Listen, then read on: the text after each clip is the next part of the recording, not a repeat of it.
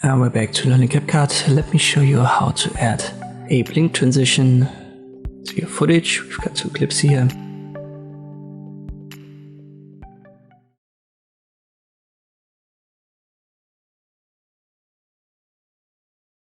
We'll go to transitions, and by the way, I used the default layout. Then you can open the drop down, go to basic, and there you should find the blink. Click on the plus sign. You may have to download it first, so if there's a download icon, click on that. You can also drag and drop it onto the specific transition where you want it to be. When it's selected, it's highlighted in the timeline and you can adjust the duration.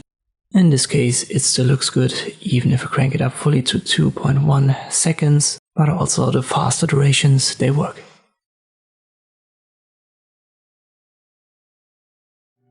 I hope this video was helpful. Thank you for watching, and I'll see you next time.